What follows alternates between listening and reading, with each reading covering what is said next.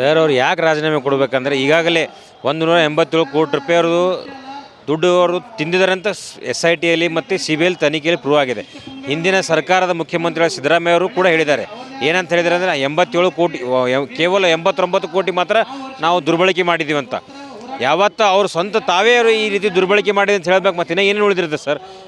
ಇವತ್ತಿನ ದಿವಸ ನಾವು ಕರ್ನಾಟಕ ರಾಜ್ಯದ ವತಿಯಿಂದ BJPಯಿಂದ ಎಲ್ಲ ಕಡೆ ನಾವು ಏನು ಹೋರಾಟ ಮಾಡ್ತಾಯಿದ್ದೀವಿ. ನಾವು ಧ್ವನಿ ಎತ್ತಲಿದ್ದೀವಪ್ಪ ಜನರ ಪರವಾಗಿ, ಅಭಿವೃದ್ಧಿ ಪರವಾಗಿ, ದೀನ ದಲಿತರ ದುಡ್ಡು ತಿಂದಿದ್ದಾರೆ.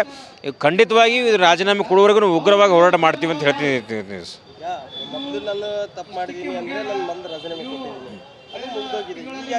ಸರ್ ತಪ್ಪು ಮಾಡಿದ್ದೀನಿ ನಾನು ಈಗ ನೀರು ಕುಡಿಯಲ್ಲ ಅಂದ್ರೆ ಹಂಗಾಗಿ ತಪ್ಪು ಮಾಡಿದವರು ನೀರು ಕುಡಿಲೇಬೇಕು, ಶಿಕ್ಷೆ ಅನುಭವಿಸಲೇಬೇಕು. ಇವತ್ತಿನ ದಿವಸ ನಾವು ನಾಗೇಂದ್ರ ಅವ್ರಿಗೆ ಹೇಳ್ತಾ ಇದ್ದೀವಿ. ನಿನ್ನೆ ಅವ್ರು ಹೇಳಿದ್ರು ನಾನೊಬ್ಬ ದಲಿತ ಇರೋ ಕಾರಣಕ್ಕೆ ಅವರು ರಿಸೈನ್ ಕೊಡಂತ. ಸರ್ ನೀವು ತಿಂದಿರೋ ದುಡ್ಡು ದಲಿತರದ್ದು.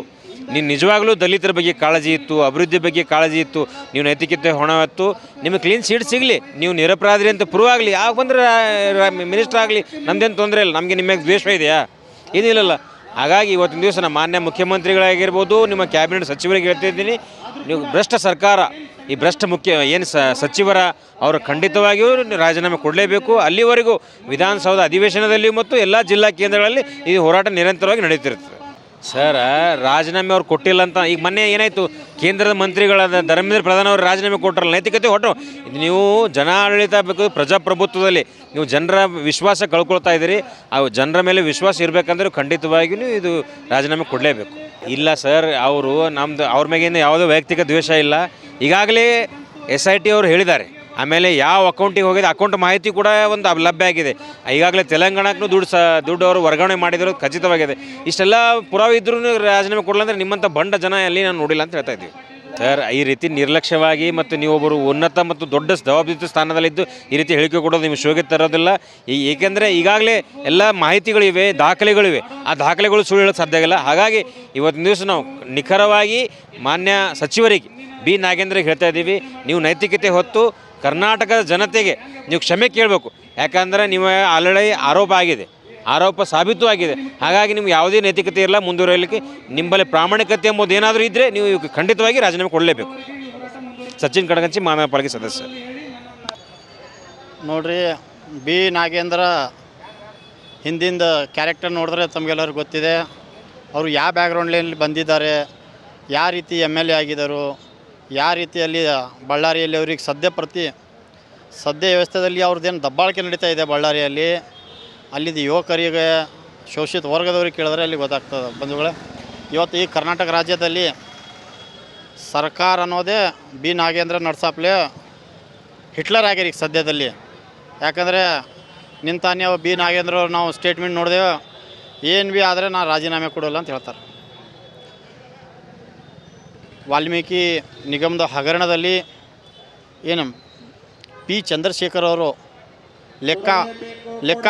ಲೆಕ್ಕಪತ್ರ ಅಧಿಕಾರಿ ಆತ್ಮಹತ್ಯೆ ಮಾಡ್ಕೊಂಡ ನಂತರ ಈ ಏನು ಹಗರಣ ಹೊರಗೆ ಬಂದಿದೆ, ಅದರ ಸಹ ಮುಂದಿನ ದಿವಸಗಳಲ್ಲಿ CBI ತನಿಖೆ ಆಗಬೇಕು. ಅವ್ರು ಹೇಳ್ತಾರೆ ಇದು ಎಲ್ಲ ನಮ್ಮ ಗಮನಕ್ಕೆ ಇಲ್ಲ ಅಂತ. ನೀವು ಆ ನಿಗಮದ ಅಧ್ಯಕ್ಷರಾದಾಗ 107 ಖಾತೆಗಳಿಗೆ ಹೊರ ರಾಜ್ಯಗಳಿಗೆ ಅಕೌಂಟಿಗೆ ದುಡ್ಡು ಹೋಗ್ತದೆ. ಅದು ನಿಮ್ಮ ಗಮನಕ್ಕಿಲ್ಲ ಅಂದರೆ ಇದರ ರೆಸ್ಪಾನ್ಸಿಬಿಲಿಟಿ ಜವಾಬ್ದಾರಿ ಯಾರು? ನೀವು ಅಧ್ಯಕ್ಷರಾಗಿ, ನಿಗಮ ಅಧ್ಯಕ್ಷರಾಗಿ ನೀವು ಈಗ ಅರಿವಿಲ್ಲದೆ ಮಾತಾಡಿದ್ರೆ ಇದು ಸರಿ ಇಲ್ಲ ಅಂತ ನಾ ಭಾವಿಸ್ತೀನಿ ಬಂಧುಗಳೇ. ಈಗ ನಮ್ಗೆ ಮಾಹಿತಿ ಪ್ರಕಾರ ನಾಗೇಂದ್ರ ಅವರು 100 ಕೋಟಿ ಕಾಂಗ್ರೆಸ್ ಸರ್ಕಾರಕ್ಕೆ ಫಂಡಿಂಗ್ ಮಾಡ್ತಾರೆ ಅಂತ ನಮಗೆಲ್ಲ ಸೋರ್ಸ್ ಮಾಹಿತಿ ಪ್ರಕಾರ ಗೊತ್ತಾಗಿದೆ ಬಂಧುಗಳು. ಅವರು ಏನೋ ಸಚಿವರಾಗ್ಲಿಕ್ಕೆ ಏನೋ ಪೇಮೆಂಟ್ ಮಾಡ್ಯಾರ, ಆ ಪೇಮೆಂಟ್ ಭಾಳಷ್ಟು ಅದ ಅಂತ ಸೂತ್ರಗಳು ಹೇಳ್ತಾರೆ. ಇಲ್ಲಿ ನೋಡ್ರಿ, ರಾಜ್ಯದ ಎಲ್ಲ ಕಡೆ ಮಾಡ್ತಾರೆ, ಇಲ್ಲಿ ಭೀ ಮಾಡ್ತಾರೆ. ಸದ್ಯದಲ್ಲಿ ಇಲ್ಲಿ ಬರಗಾಲ ಪರಿಸ್ಥಿತಿ ಇದೆ. ಇಲ್ಲಿಂದ ಕಾರ್ಯಕರ್ತರು ರೈತರಿದ್ದಾರೆ, ದಿನ ಬೇಸಿಸ್ ಮೇಲೆ, ಡೈಲಿ ಬೇಸಿಸ್ ಮೇಲೆ ಕೆಲಸ ಮಾಡೋರಿದ್ದಾರೆ. ಡೇ ತನಕ ನಾವು ಮಾಡ್ಲಾಕತ್ತೇವೆ, ಸಂಜೆಗೆ ಏನು ಕೆಲಸ ಅದ ಅದು ಕೆಲಸ ಮಾಡ್ಕೊಂಡು ಮನೆ ಭೀ ನಡೆಸ್ಲತ್ತೇವೆ. ನೋಡಿರಿ, ಹೆದರೋ ಪ್ರಶ್ನೆನೇ ಇಲ್ಲ. ಹೆದರಾವಿತ್ತು ಅಂದರೆ ನಾವೆಲ್ಲ ಈ ಸಣ್ಣ ಕಾರ್ಯಕರ್ತರು ಜಿಲ್ಲಾ ಉಸ್ತುವಾರಿ ಬಗ್ಗೆ ಮಾತಾಡಕತ್ತಾರೆ.